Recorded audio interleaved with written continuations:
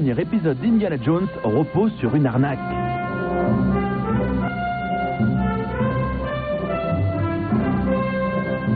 Ans après le dernier opus, Harrison Ford enfile à nouveau son célèbre costume d'aventurier. Malgré ses 65 ans, notre héros n'a pas pris une ride. Enfin, presque.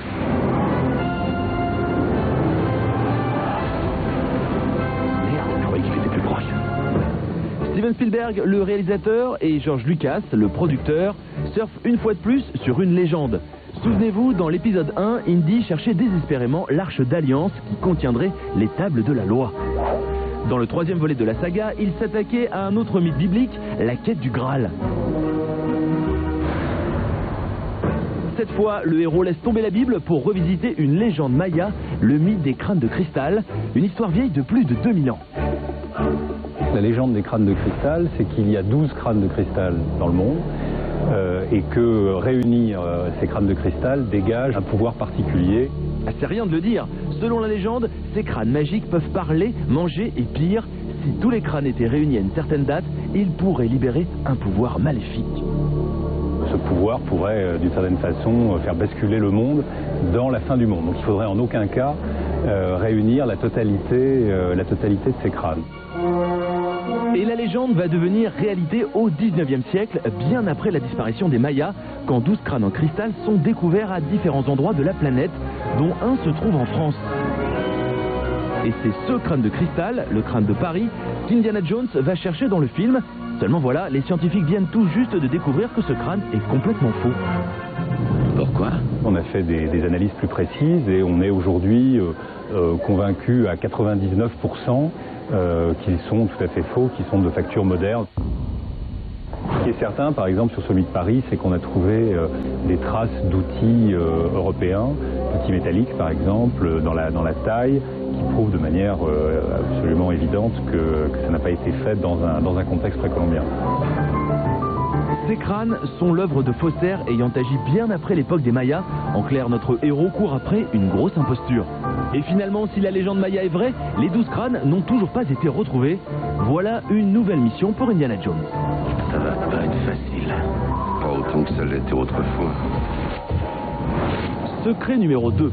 Pourquoi le tournage d'un des épisodes de la saga a-t-il viré au cauchemar? J'avais envie de vomir. Mais de quel film Spielberg peut-il bien vouloir parler? Premier indice, il y a des serpents. Enfin, beaucoup de serpents. Il y a des tarentules, beaucoup de tarentules. Et surtout, il y a des serpents. Ah, ça, on l'a déjà dit. Je déteste ça, John! Je déteste les serpents! Vous l'avez sans doute deviné, l'épisode le plus difficile à tourner a été le premier Indiana Jones, les aventuriers de l'Arche perdue. Tout ça à cause de cette scène. Pourquoi est-ce que le sol bouge comme ça? Donne-moi la torche.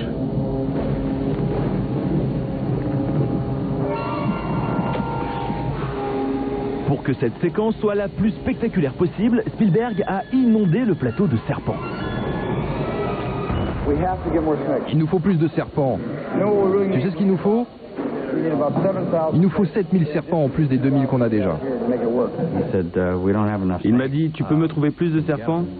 J'ai dit, bien sûr Steven, et je suis parti. Notre devise était, on peut tout faire. Au final, il y avait près de 10 000 serpents sur le plateau. Fais attention là, il est sur le point de te mordre. Un tournage qui a traumatisé une bonne partie de l'équipe. J'ai grandi en Afrique et une bonne partie de mes peurs d'enfant étaient liées aux serpents. Je n'étais pas très heureux à l'idée de jouer avec ces bestioles. Je vois encore ces images avec ces serpents qui dégoulinaient des poubelles et que toute l'équipe est éparpillée sur le plateau. J'ai pas peur des serpents, mais franchement c'était écœurant. J'avais envie de vomir. Mais ce n'est pas tout, une autre scène de l'épisode 1 a également traumatisé une partie de l'équipe. Regardez.